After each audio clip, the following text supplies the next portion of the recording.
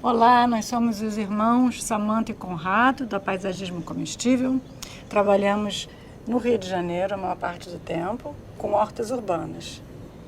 Boa tarde, eu sou o Conrado. Acho que nós somos pessoas muito privilegiadas porque tivemos o prazer de crescer meio Mata Atlântica, essa mistura de selva com mar, né? E a gente sempre foi influenciado pelo nosso avô, que foi uma pessoa que sempre teve muito amor pelas plantas, inclusive tinha uma horta na casa dele. Foi onde começou um pouco da nossa história, né? Nossa mãe era aeromoça, então ao mesmo tempo a gente tinha um contato com o mundo, mas um avô que tinha uma casa que cheirava própolis.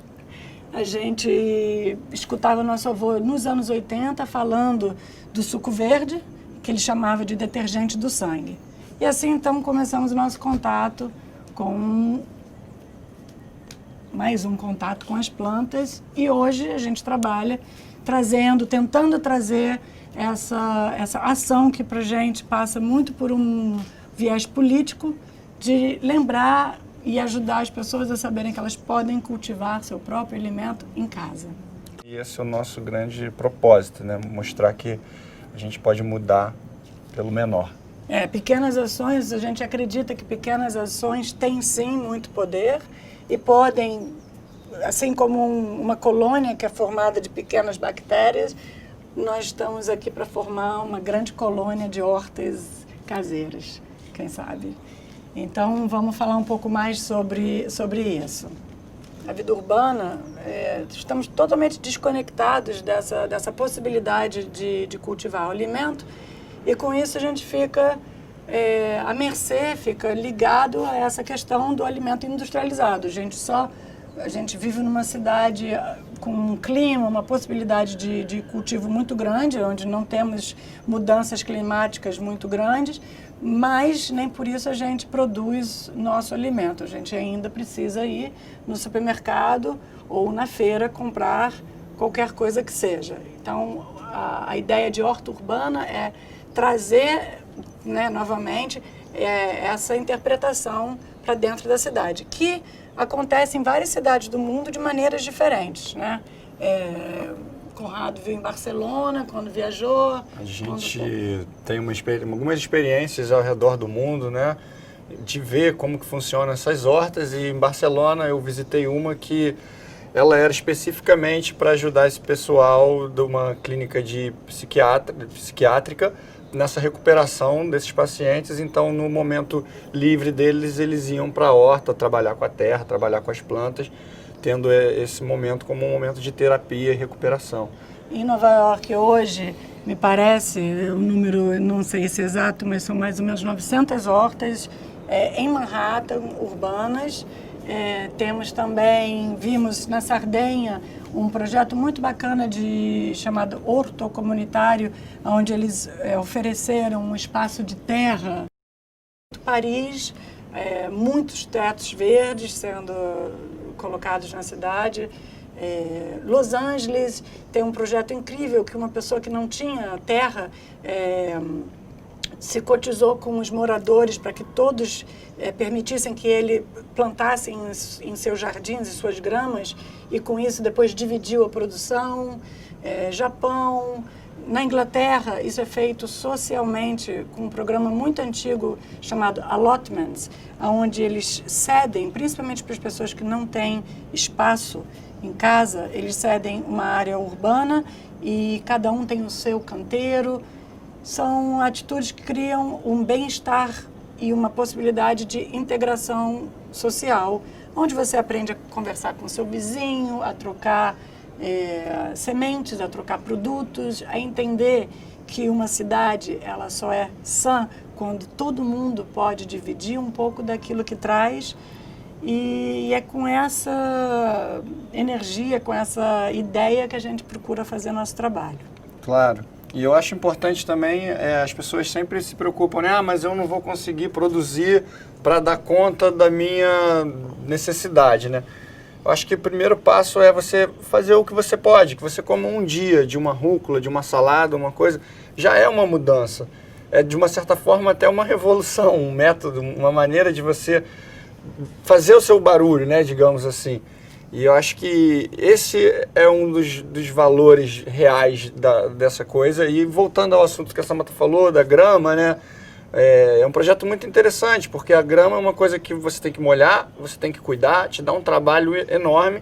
E sim, ela é confortável, te dá aquele retorno ali de você ter aquele, né, aquele lugar que você pode sentar e tal, mas esse projeto é incrível porque ele justamente pega essa área que já é utilizada de uma forma que não te dá muita coisa em troca, para começar a te dar alimentos. Eu acho que, na verdade, a gente não está querendo inventar a roda, a gente só está querendo voltar aonde tudo começou. Hoje aqui no Rio nós trabalhamos, fizemos projetos em escolas, fizemos alguns prédios comerciais no centro do Rio, na Laje, restaurantes e, claro, casas particulares. E em todos eles, um aspecto muito importante e muito bonito que a gente achou é ver como que o alimento e o resgate desse conhecer, a gente está falando de afeto. Toda pessoa tem uma história, toda pessoa de uma geração acima da nossa tem uma história para contar. Quando a comida ainda era uma coisa muito mais presente enquanto viva dentro do nosso cotidiano. No Rio de Janeiro, muitas casas que vamos trabalhar, construídas nos anos 60 até nos 70, a gente encontra muitas hortas, né, que estão desativadas e que a gente entra para trabalhar. Então, é muito interessante ver como era uma coisa que fazia parte do cotidiano. As pessoas, quando construíam suas casas, tinham a preocupação de fazer uma horta ali, né? Outra coisa que condomínio, a gente vê muitas pessoas, poxa, eu queria ter no meu condomínio uma horta para dividir, porque realmente é um espaço que faz com que a gente possa encontrar, conversar, escutar essas histórias. Essas histórias são muito bonitas. Tem um caso que eu adoro, uma senhora que a gente foi dar folhas de mostarda para ela, que fazia parte da vida dela, e hoje em dia é uma coisa, por exemplo, uma folha simplésima de crescer, de cultivar, e que não se encontra mais, porque essa questão da indústria, ela também impõe nas pessoas e na cidade uma dieta controlada por eles, né? Então hoje a gente tem muito menos opções, muito menos conhecimento. Então essa senhora, quando a gente apareceu lá com a mostarda que a gente trouxe, e como tinha dado tanta mostarda, tanta folha de mostarda, a gente levou um buquê grande para ela começou a chorar de emoção, porque trazia a ela a memória da infância dela, quando ela comia aquela folha de mostarda, e que ela não encontra mais em lugar nenhum. Né? Hoje o movimento vem crescendo no mundo inteiro, no Rio de Janeiro também. Essa cultura, ela traz também essa importância do pequeno agricultor. É quem produz a nossa comida. Uma cidade ela é saudável quando o seu alimento é produzido num diâmetro não muito amplo, né? A sua comida não precisa vir de horas e horas dentro de um caminhão. Que inclusive é onde gera a maior perda, né? Onde os alimentos acabam apodrecendo pela dificuldade da logística, né? Da entrega, e geralmente são coisas que têm a vida útil mesmo muito curta, né? Você colhe uma rúcula, como a gente vê, e no mesmo dia ela já está uma perda muito grande, ficando murcha. Então, inclusive tem projetos no mundo, né? Na Holanda, no norte da Holanda, como o Plant Lab, que eles têm esse projeto onde eles cultivam indoor, com luzes, tudo controlado, ou seja, não tem ataque de pragas, não tem esse tipo de problema externo, né? Então eles, só no norte da Holanda, calculam que eles teriam condições de produzir alimento para o mundo inteiro. Com essa tecnologia. O que vem para ir contra esse saber infeliz, né?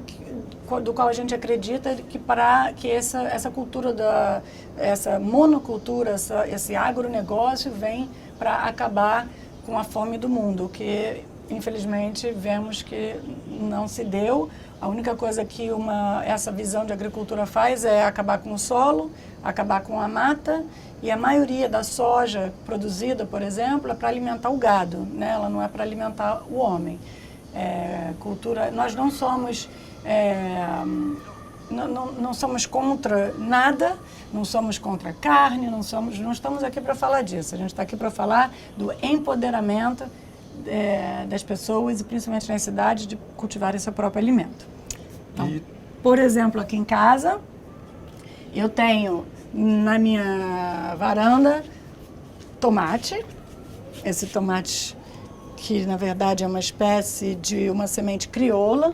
Sementes crioulas são as sementes que são trocadas, que não passam pela indústria, que é de novo, uma importância enorme em manter essas trocas, essas sementes, porque elas trazem independência, autonomia e possibilidades. Aqui a gente tem esse tomate, temos uma alface, temos uma couve, que na verdade durante um período ela inclusive também foi conhecida como couve portuguesa, porém hoje em dia difícil de achar aqui no Brasil, mas está voltando bem. Essa é a serralha, ou essa é uma rúcula? Rúcula. Cebolinha, alface. E eu acho que uma coisa que a gente esqueceu de dizer também sobre essa questão das hortas, né?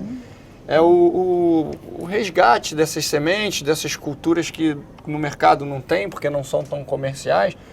Inclusive porque tem muita coisa que acaba entrando em extinção, né? Porque como não é muito utilizado, a cenoura é um bom exemplo. A cenoura laranja foi uma cenoura que foi feita em homenagem à rainha da Holanda, por isso que ela é laranja, mas existem cenouras de diversas cores. Existe cenoura vermelha, existe cenoura branca, existe cenoura amarela, roxa. E esse resgate dessas coisas da mostarda, do almeirão, das punks também, inclusive. Que está voltando muito, plantas alimentícias não convencionais, que tem o R+. Aqui tem camomila, com essa flor linda que abriu, especialmente para essa filmagem. Temos uma lagarta incrível aqui, que aproveito para falar desse assunto. Numa horta orgânica, independente de onde você esteja cultivando, seja em casa, seja no seu apartamento, é muito importante e faz parte do processo saber que vai ter um bichinho, vai ter um animalzinho e é legal dividir. Então, existe mais ou menos um número que eles consideram de 20% da sua produção você destina aos bichos ou pragas, ou o nome que você queira dar. Se você tem uma horta e você começa a ver um número maior do que 20%, se você não consegue colher para você, por exemplo, então você começa a tomar providências, sempre orgânicas, que são muitas, para que você não tenha uma perda da sua produção. Essas organicamente hoje, de cabeça eu já posso lembrar, existe um óleo de nim, que é um spray que você pode colocar para impedir o ataque de algumas ervas. Outra coisa uma característica muito importante, na horta orgânica não existe erva daninha. Todas as plantas, elas estão ali ou para alimentar o solo, ou para te mostrar que o solo é deficiente de algum nutriente. Então, tudo tem um porquê, né? Na verdade, essa cultura vem muito da indústria também, que já quer vender para você um pesticida, para acabar com aquela planta, sendo que hoje, ainda bem, estamos vivendo o retorno da permacultura, de todas essas ações fundamentais para a saúde das pessoas. Então, além disso... olha essa que legal. Isso é o jambu. Do Pará, essa é a flor, né, originalmente, do jambu, bem tradicional lá. Que é linda. E essa daqui é arnica. Então, um jardim em casa pode ser, além de comestível, medicinal. A gente começa a fazer muitas possibilidades. Por exemplo, você pode colocar um pouco de alecrim na sua limonada e fica uma delícia. Você pode colocar lavanda na sua limonada, você pode fazer chá de alecrim, que é um anti-inflamatório muito bom, e tudo isso do seu próprio jardim. E o incrível é que, olha, não precisa de tanto espaço. Você precisa de um pote, de repente. Esse manjericãozinho aqui, você faz uma pasta com um tomatezinho, você pega umas folhezinhas e já fica lindo, incrível, chique. Bom, o mais fresco possível, né? Dentro de... Então, vamos pensar agora que a gente pode falar sobre como cultivar em casa. Eu vou usar o programa da Bela Gil, que a gente teve a oportunidade de fazer a horta lá como exemplo. A primeira temporada a gente pôde trabalhar na área externa, onde, como eu falei, era uma casa que tinha alguns canteiros da época da construção, refizemos esse canteiro, é uma situação, um cenário. Outras temporadas fizemos uma horta dentro da casa, na janela. Construímos estruturas de madeira, aonde dentro da própria janela, pegando a luz solar, porque isso é uma coisa muito importante, havia manjericão, todos os temperos crescem muito bem nas janelas, em casa, é uma boa espécie, é uma boa coisa para começar, né? Sim, e de volta ao frescor, né? Você ter uma mini horta na sua cozinha é incrível, justamente porque você pega, colhe e come. E aí volta aquela questão, não tem logística, não tem esse caminho, esse caminhão que vai trazer, você simplesmente pega e bota no seu prato.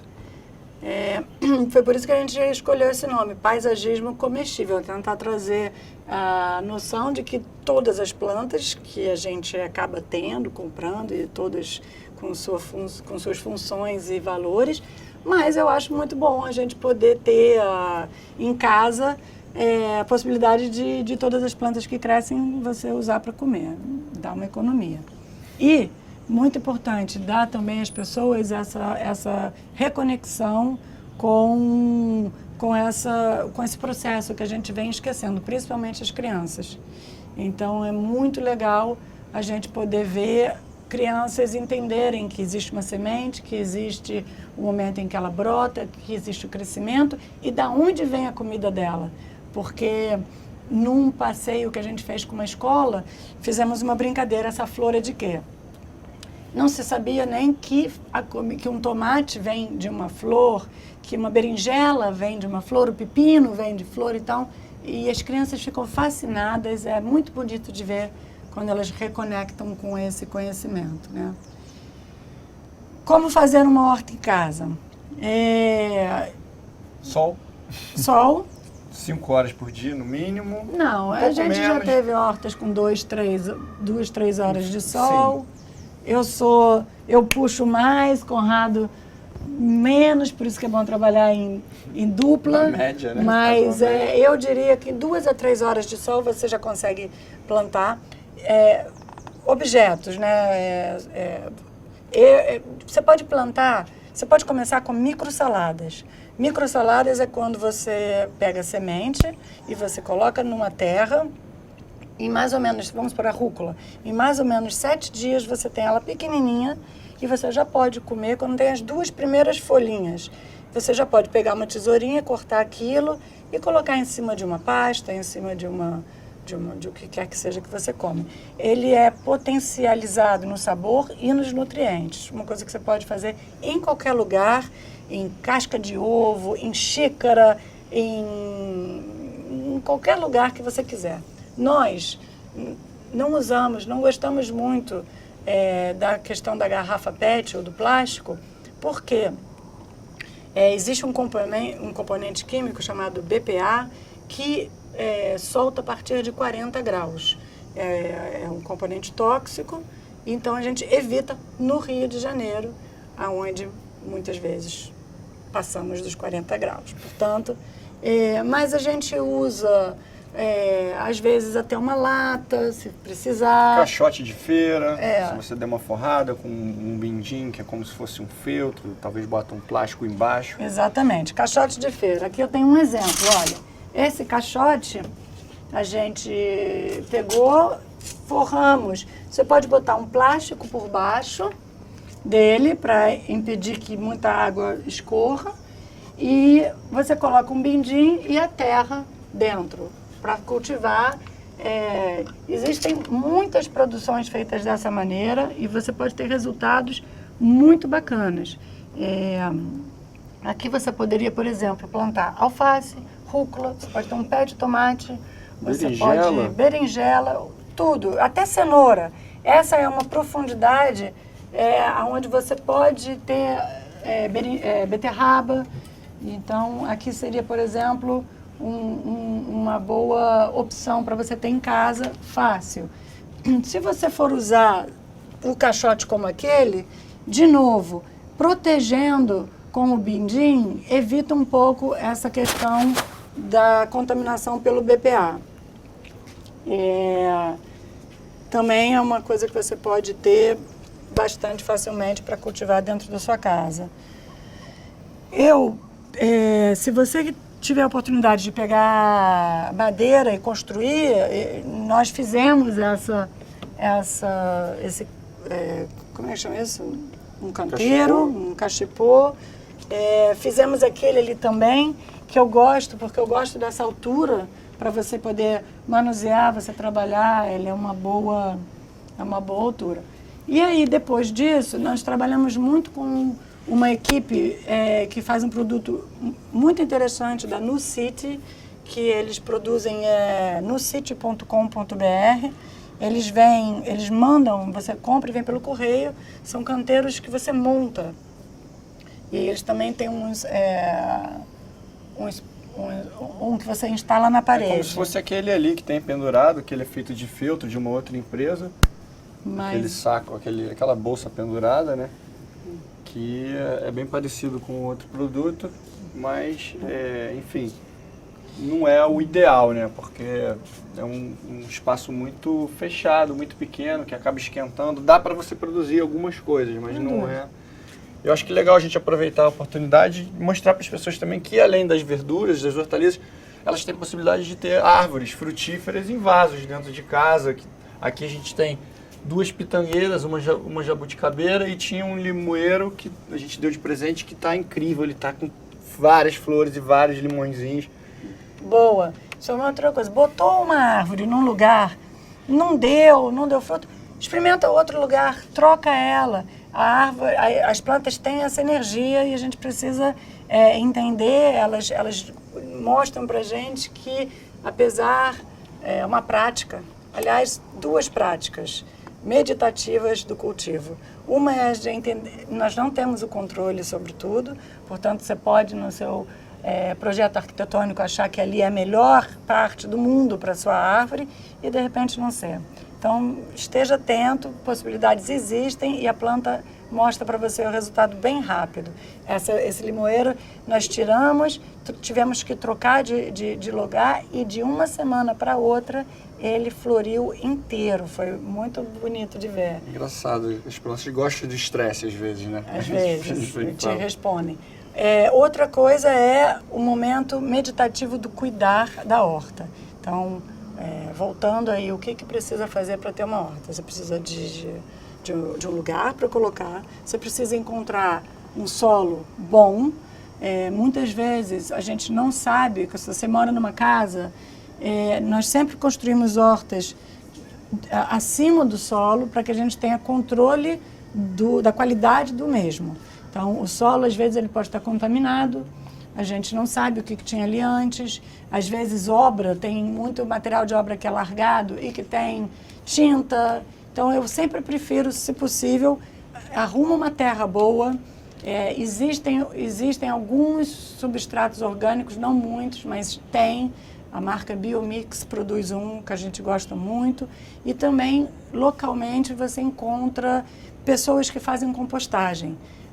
Procura se informar, essas pessoas produzem, se você conseguir um composto bom, usa isso na sua horta.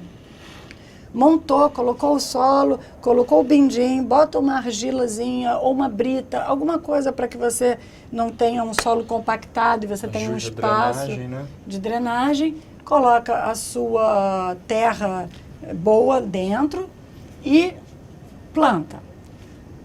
Vamos molhar, muito importante. Esse é o outro momento meditativo. Ah, mas quanto tempo a gente molha? Eu gosto muito de usar uma técnica que eu conto até 10 molhando o espaço, molhando... Lógico que se você tiver um potinho pequenininho, contar até 10 vai provavelmente afogar a planta. Mas o importante é você se dar esse tempo de molhar, de regar, de cuidar o seu jardim. Não precisa ser muito tempo, né? Se você for contar até 10, digamos que você tenha 2, 3 vasos, conte até 30, conte até 40, não é tanto tempo assim, mas é um tempo que você vê o resultado na hora, a horta ela te dá esse presente de volta. E aí, de 15 em 15 dias, o ideal é você... o que alimenta a gente também precisa alimentar. Então, o ideal é você fertilizar a sua horta. Com adubos orgânicos, né? Pode ser humus de minhoca, tem empresas que vendem adubos certificados também, porque você nutrindo a sua terra, a terra vai estar nutrindo os seus vegetais, as suas plantas, e é um ciclo, né? Que você tem que estar sempre renovando. Existe também casca de rotação ovo. De cultura também é importante. Mas a gente está falando de lugares muito grandes. Casca de ovo, tem uma receita que você guarda o seu pó de café, bate com casca de ovo e casca de banana, e coloca isso na sua terra. O que quer que seja, é muito bom trocar. 15 em 15 dias é legal dar uma comida para a sua horta. Isso é importante você ver. E quanto mais forte a sua planta está, quanto mais alimentada, molhada, tudo direitinho, menos praga ela tem. As plantas elas possuem um mecanismo de comunicação, onde elas, às vezes, uma mais fraquinha. Em algumas hortas, por exemplo, se você vê um pé de couve cheio de bicho, cheio de pulgão, a gente deixa ele ali. A gente usa ele meio de boi de piranha. E os outros, eles se fortalecem. Esse pé de couve que é atingido pelo pulgão, pela praga, ele emite gases que comunicam para os outros pés que ele está sendo atacado e esses outros se fortalecem. Existem vários experimentos. Existe um filme que foi feito muito bom, chamado A Vida Secreta das Plantas, e seria muito bom assim, que as pessoas aproveitassem da horta para talvez despertar para esse mundo que a gente não vê, mas que ele existe, né? E ele tá lá. Eu acho que é legal a gente ressaltar também que uma horta, às vezes, todo mundo acha uma horta vai me dar alimentos. Às vezes ela dá muito mais. A gente tem diversos casos, como eu falei, dessa clínica psiquiátrica. A gente tem um projeto de fazer no Instituto Ronald McDonald para as crianças de câncer. Tem um outro projeto para a recuperação de dependentes químicos. Então é uma coisa que a gente viu em São Paulo também, que na hora do intervalo do trabalho, né, da carga horária, as pessoas passam de 10 a 15 minutos na horta, e isso serve como um relaxamento, então não é só, além dessa dádiva de ter o alimento, você ter também essas outras aplicações, né, da horta, como uma coisa social, como uma coisa que de repente recupera as pessoas, que abre um caminho, e inclusive já foi comprovado por pesquisas que quando você mexe na terra, o contato com as bactérias ali realmente te dão uma sensação de bem-estar, né? Então, plante sua horta. O blog. Plante sua comida. A gente está montando uma plataforma chamada chovendonahorta.com, onde vamos dar dicas, se você mandar fotos, a gente ajuda a montar a sua horta. E o mais importante é isso, é lembrar que a gente tem o poder de plantar nossa própria comida.